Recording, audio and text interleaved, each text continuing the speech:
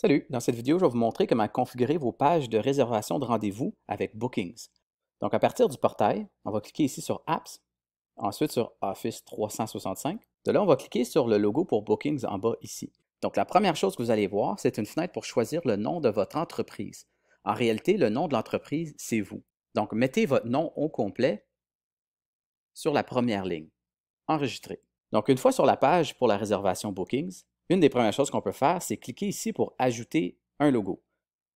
Donc, qu'est-ce qu'on recommande? C'est de choisir le logo de la cité.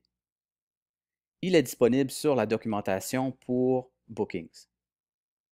Moi, j'ai déjà téléchargé sur mon ordinateur, donc je vais aller le chercher. Enregistrer. Donc, une des premières choses qu'on peut faire ici, c'est personnaliser le look de la page pour qu'elle corresponde au look de la cité. Donc, si on rentre ici dans Page de réservation, on va voir qu'il y a une section pour personnaliser la page. Donc, il y a des choix de schème de couleurs par défaut, mais nous, on va personnaliser. Donc, on va cliquer ici sur Définir un jeu de couleurs personnalisé. Ici, il va y avoir des informations à rentrer. Je vais vous les fournir. Donc, vous voyez ici que j'ai rentré l'information. Donc, pour la couleur de surlignage, c'est le 268, 249. Et pour la couleur de l'entête, c'est le FFF, FFF. Donc, qui va donner une bannière blanche avec le surlignage vert. Une autre fonctionnalité à considérer ici sur la page de réservation, c'est le réglage personnel. Normalement, on ne veut pas autoriser les clients de sélectionner une personne parce qu'on va être la seule personne sur la page de réservation. Dans une situation où on a plusieurs personnes sur une page de réservation, à ce moment-là, peut-être on veut permettre à la personne de choisir une personne ou un autre. Mais dans mon cas, tandis que je suis la seule personne qui va utiliser la page, je vais désélectionner ça et ça va être moi qui va être sélectionné par défaut. Donc, pour fixer vos heures de disponibilité, on va passer de la page de réservation à l'information professionnelle de l'entreprise. Donc, vous voyez l'information ici de l'entreprise, mais à droite, on peut voir l'horaire de disponibilité. Donc ici, c'est aussi simple que de cliquer sur les boîtes et modifier l'heure. Donc, avec les heures d'ouverture, si quelqu'un essaie de réserver à l'extérieur des heures, même si votre calendrier Outlook est disponible, le système ne permettrait pas la réservation. Maintenant, on peut enregistrer et publier. Prochaine étape, c'est d'aller voir dans les employés. Évidemment, par défaut, on est les seuls employés. On pourrait en ajouter ici si jamais on est une équipe qui veut utiliser une même page de réservation. Mais dans mon cas, je suis seul, donc je vais juste modifier moi-même comme employé, m'assurer que mes paramètres sont corrects. Un réglage qui est très important ici, probablement le plus important, c'est le petit crochet qui est ici. Donc au niveau de la disponibilité, on veut que Bookings vérifie ma disponibilité sur mon calendrier Outlook, qui veut donc dire que même si mes heures d'ouverture disent que je devrais être disponible, si j'ai un bloc à mon horaire Outlook et que quelqu'un essaie de réserver à travers Bookings, la réservation ne pourrait pas se faire. Donc, la dernière chose qu'on veut, c'est de permettre aux gens de prendre des rendez-vous avec nous quand on n'est pas disponible. Donc, tout ça pour dire qu'on doit sélectionner le petit crochet qui est ici. Maintenant, on va passer au service. Donc, en réalité, la façon que le système fonctionne, c'est qu'il y a des employés qui offrent des services. Donc, dans votre cas, vous êtes l'employé et le service que vous allez offrir, c'est un rendez-vous avec soit vos étudiants ou avec vos collègues ou avec vos clients. Donc, ici, on va ajouter un service. Comme enseignant, il y a des bonnes chances que je vais juste avoir un service qui est la possibilité d'offrir une rencontre de 15 minutes ou une demi-heure à mes étudiants. Donc, je clique ici sur le service. Par défaut, vous allez voir qu'il y a déjà un service qui s'appelle rencontre initiale. On peut la supprimer ou la modifier. C'est à vous de choisir. Donc, ici, je vais simplement la modifier. Donc, pour changer le nom du service, on le change ici. Moi, je garde ça simple, rendez-vous avec Philippe. Par la suite, organiser une rencontre de 30 minutes, c'est la description du service. Tandis que la majorité d'entre nous vont être à distance. Ici, on recommande de simplement mettre appel Teams ou vidéoconférence. C'est comme vous voulez. De cette façon, on s'assure d'être clair que la rencontre se fait à distance. L'autre option pour activer une rencontre virtuelle, c'est de cliquer le bouton qui est ici. Donc, on veut vraiment qu'il ajoute une réunion en ligne au courriel qui va être envoyé à la personne qui prend le rendez-vous. Par la suite, la durée par défaut, dans mon cas, c'est 30 minutes. Donc, je veux que les gens soient capables de prendre un rendez-vous de 30 minutes avec moi. Dans les champs personnalisés, on va être capable de demander à la personne qui prend un rendez-vous des questions très spécifiques. Par défaut, si je clique ici, vous allez voir que l'adresse courriel qui est sélectionnée là et qui est obligatoire.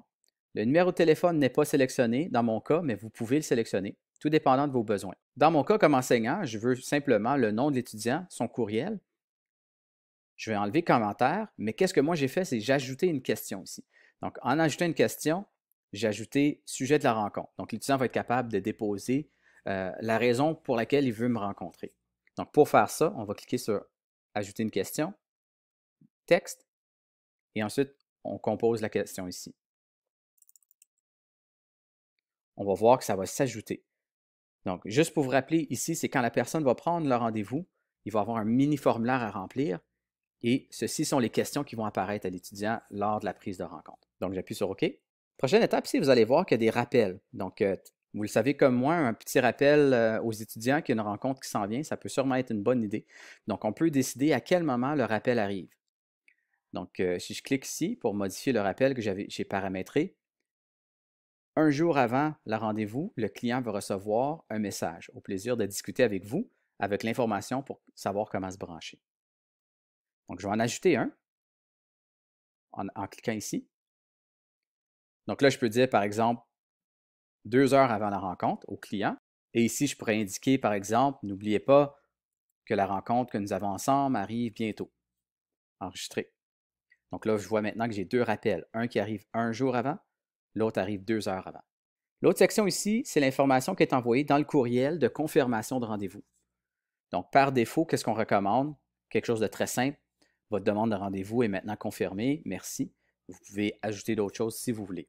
Dans la stratégie de planification, vous voyez qu'il y a des paramètres qui sont là par défaut. Donc, incrément de temps, c'est vraiment les rendez-vous sont disponibles à l'heure ou à la demi-heure.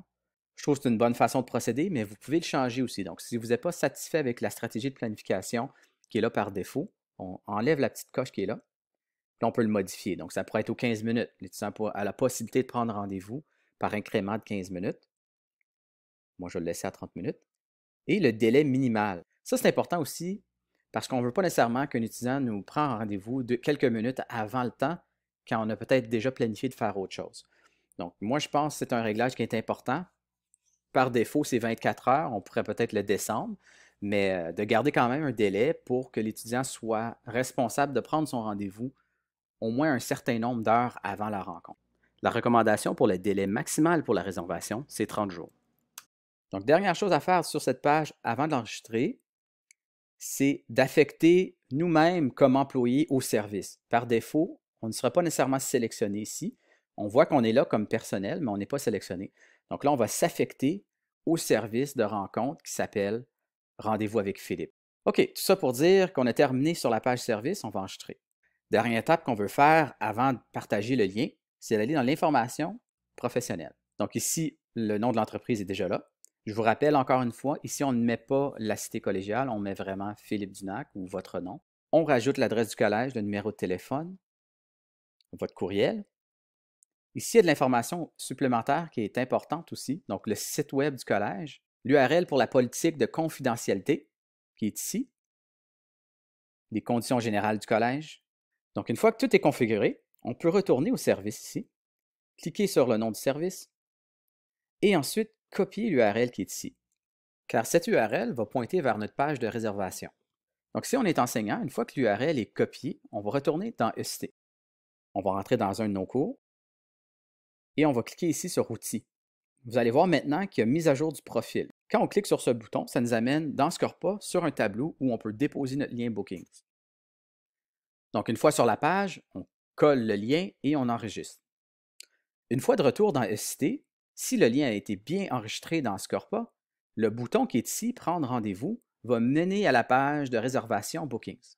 Si vous êtes coordonnateur, le même lien va apparaître ici dans la section pour toute question du portail étudiant. Dans cet exemple, vous voyez que Valérie, la spécialiste à l'expérience étudiante, a un lien de booking programmé. Donc, voici la page de réservation. Si on a tout bien suivi les étapes, on devrait voir notre nom ici, le logo de la cité, le nom du service qui est prendre un rendez-vous avec Philippe et le montant de temps, et un horaire. Il ne devrait pas avoir ici le choix de personnel parce qu'on est la seule personne qui offre le service de réservation sur cette page. Donc là, l'étudiant est capable de se promener ici dans le calendrier, choisir un bloc, rentrer l'information que j'ai demandée, donc le nom et son adresse courriel, et réserver. Je vous rappelle ici que les blocs sont seulement disponibles si on n'a pas d'autres rendez-vous à notre calendrier. Donc si on veut retirer des plages horaires de notre Bookings, la façon la plus simple, ça serait de mettre un bloc à notre horaire Outlook, et ça va faire en sorte que les blocs disparaissent ici. Donc voici un exemple de courriel qui est envoyé suite à une réservation. Vous voyez ici que j'ai fait une réservation avec moi-même, donc Philippe, la date et l'heure, c'est un appel Teams et même le lien pour participer à la rencontre est ici. Donc c'est tout. Si vous avez des questions, n'hésitez pas à communiquer avec nous. Bonne journée.